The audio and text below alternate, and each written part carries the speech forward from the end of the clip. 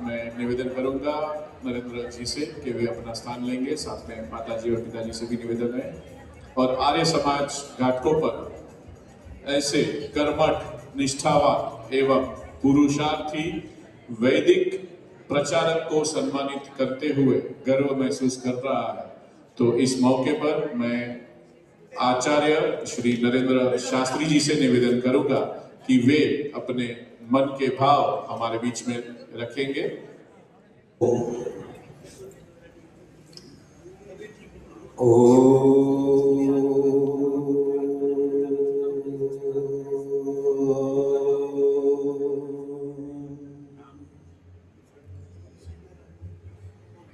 आप सभी को सादर नमस्ते, सभी को नमन।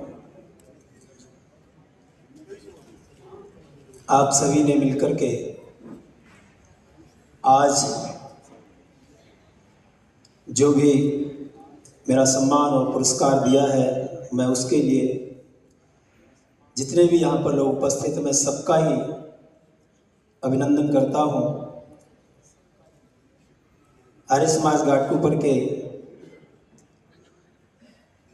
प्रधान आदरणीय श्री महेंद्र वालजी वेलानी, उप प्रधान आदरणीय श्री लालजी मेघजी पोकार और श्री राजेश प्रभुलाल वेलानी, कोषाध्यक्ष श्री नीलेंद्र भानजी वेलानी, मंत्री श्री भावेश प्रेमचंद पोकार, उप मंत्री श्री मेहुल महेश पारसिया और श्री समर्थ रजनीकांत प्रेमजियानी और सह कोषाध्यक्ष श्री कौशिक महेंद्र वेलानी जी, आदरणीय पुरोहित संजय जी और संपूर्ण यज्ञ की व्यवस्था को यहाँ देख रहे हैं श्री विनोद भाई जी वेलानी, श्री अरविंद भाई जेठा भाई पारसिया और हमारे आर्य प्रतिनिधि सभा के महामंत्री आदरणीय श्री गौतम जी और हमारे कोषाध्यक्ष आदरणीय श्री वीरेंद्र जी साहनी जी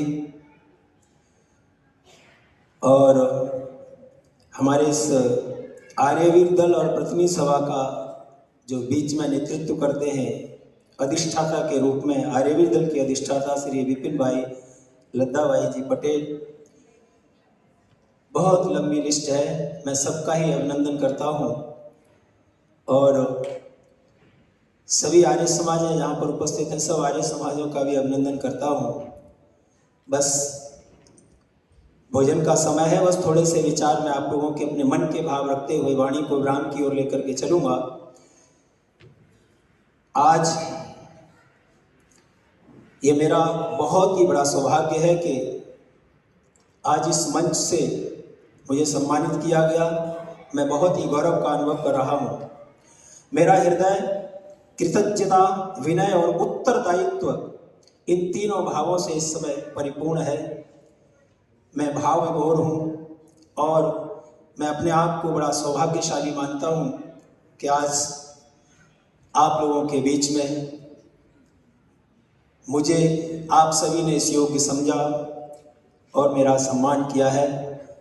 ये सम्मान मेरा नहीं है, ये सम्मान तो आर्य समाज का है, महर्षि दयानंद सरस्वती के उन क्रांतिकारी विचारों का है जिनकी प्रेरणा से मैं यहाँ तक पहुँचा हूँ, आर्य समाज तक पहुँचा हूँ और आर्य समाज मिला और आर्य समाज के माध्यम से आप सब लोगों का दर्शन हुआ, आप सब लोग मिले। आर्य समाज से अगर मैं नहीं जुड़ता, महर्षि से नहीं जुड़ता तो ना मैं यहाँ आता, ना आपके दर्शन होते।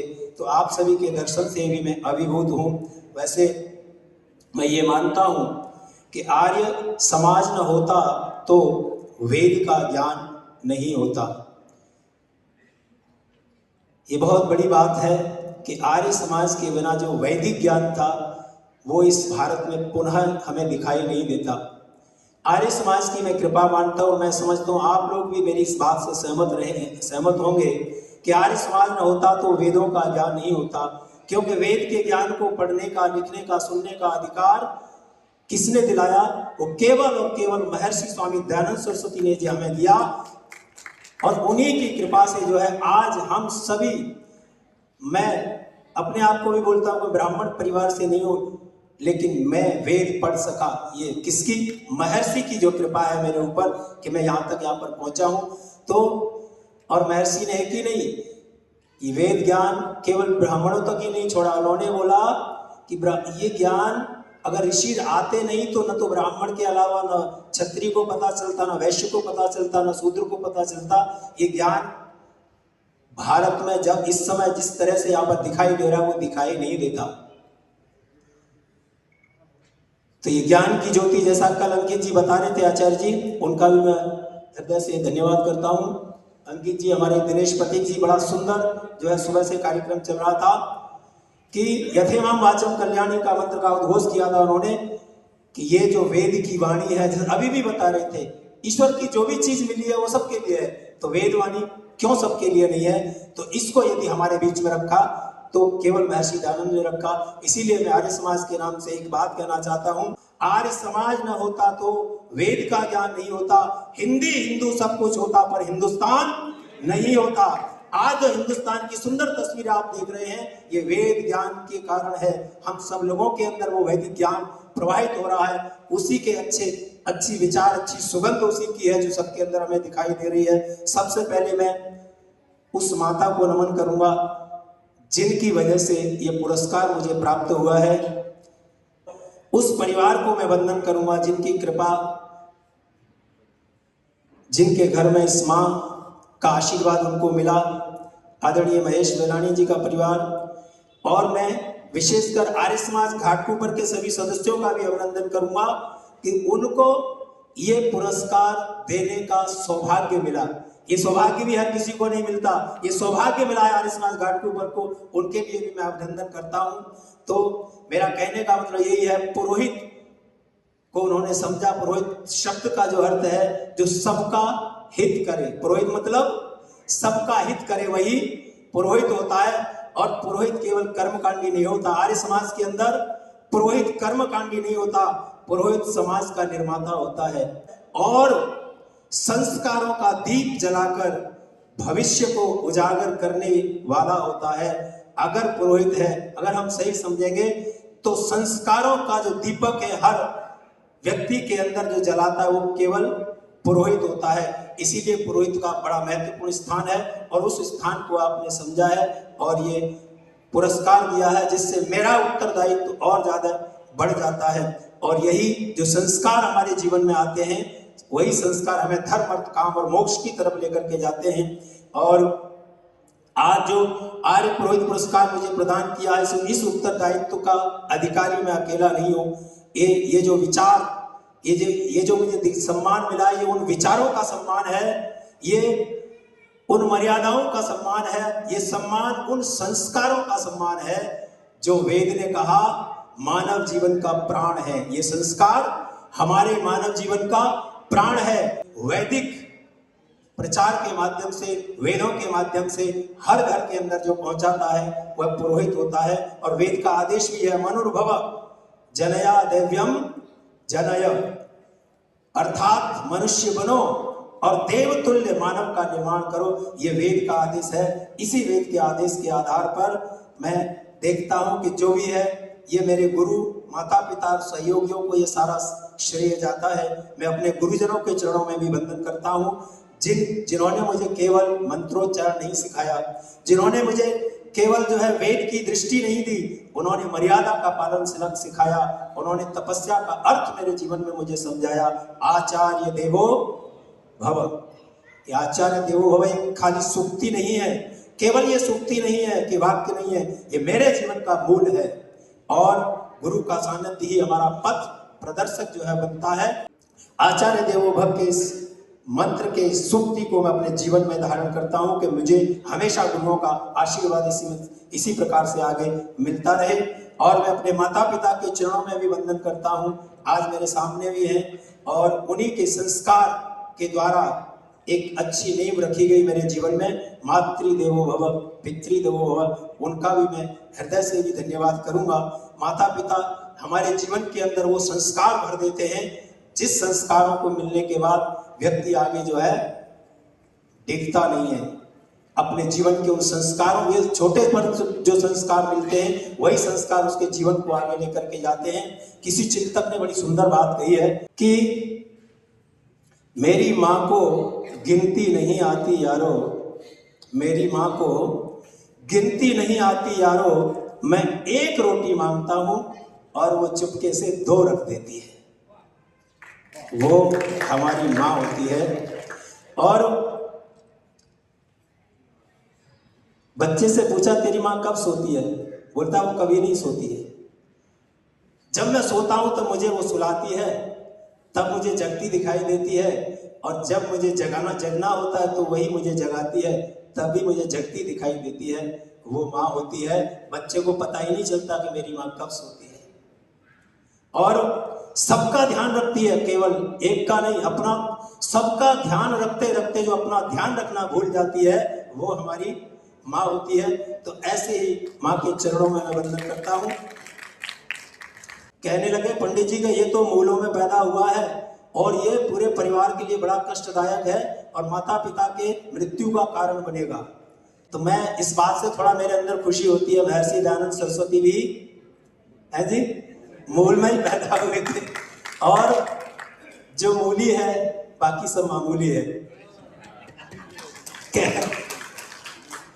तो मुझे इस बात की खुशी है कि मैं जिस गुरु का शिष्य हूं वो भी तो इसी में, तो इसलिए हम इन सारी चीजों से अगर बच सकते हैं तो केवल और केवल महर्षि दयानंद सरस्वती के विचार ही हमको इन सारी चीजों से बचा सकते हैं।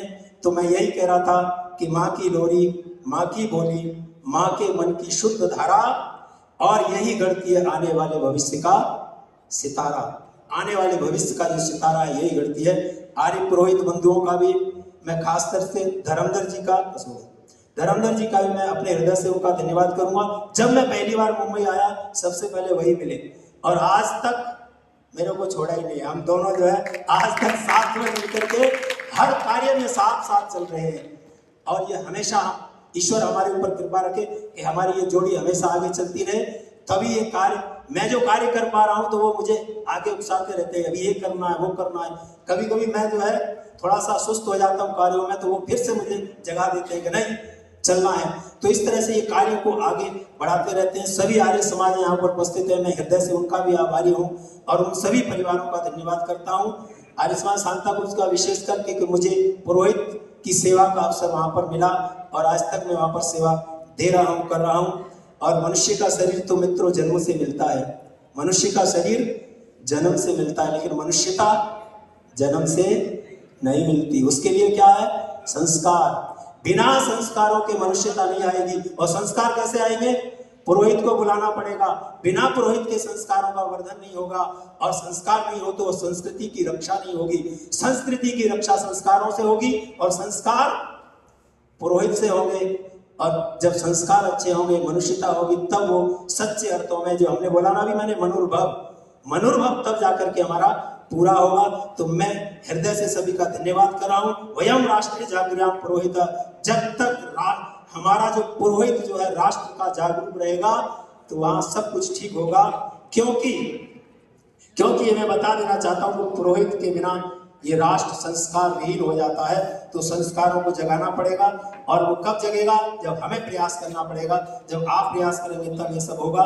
तो आर्यवीर दल के माध्यम से और ये कार्य निरंतर चलता रहेगा। आज आपने जो सम्मान किया उस उत्तरदायित्व को मैं और ज्यादा अपने को समझता हूँ, उस उत्तरदायित्व को और आगे से बढ़ाऊंगा।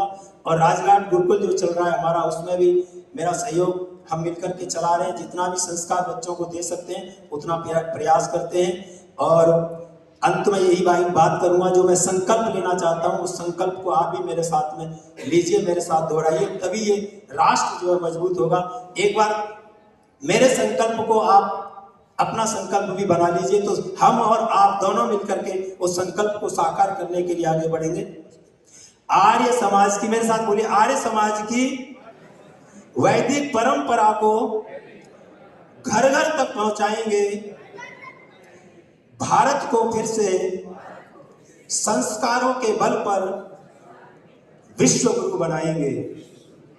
विश्व गुरु बनाएंगे। आवाज धीरे है, विश्व गुरु बनाएंगे, विश्व गुरु बनाएंगे। ये संकल्प हमारा कब मजबूत होगा? मंजिल उन्हीं को मिलती है जिनके सपनों में जान होती है। पंखों से कुछ नहीं होता, हौसलों से उड़ान होती है। धन्यवाद। ओम शांति। क्या ये तालियां पर्याप्त है? धन्यवाद। आज के हमारे प्रमुख वक्ता के जो वक्तव्य था उनमें और इन्होंने जो अपने हृदय के भाव हम सबके समक्ष रखे, दोनों में एक साम्यता देखने मिली थी। पुरोहित वही होता है जो दूसरों का हित सबसे पहले सोचता है, वही पुरोहित होता है। और ये इदन्न मम का जो भाव है, जो हमारे वक्तव्य का आज का विषय था, वो दोनों का समन्वय आज इस मंच के ऊपर हमें देखने को मिला है। घाटकोपर आर्य समाज के वार्षिक उत्सव के अंतिम दिवस के प्रथम सत्र में। तो आप सभी धर्म प्रेमी सज्जनों का यहाँ से एक बार फिर से धन्यवाद। आप आए यहाँ पर और इस कार्यक्रम की शोभा में आप सबने अभिवृद्धि की है, बहुत बहुत धन्यवाद। अब इस सत्र को हम यहीं विराम दे रहे हैं। माताओं से नम्र निवेदन है, सबसे पहले भोजन के लिए वे जाएंगे, तत्पश्चात पुरुष वर्ग जाएगा। ठीक 3:30 बजे हम यहाँ पर मिलेंगे। 3:30 बजे का जो सत्र है, आप सबसे निवेदन है समय पर आइए।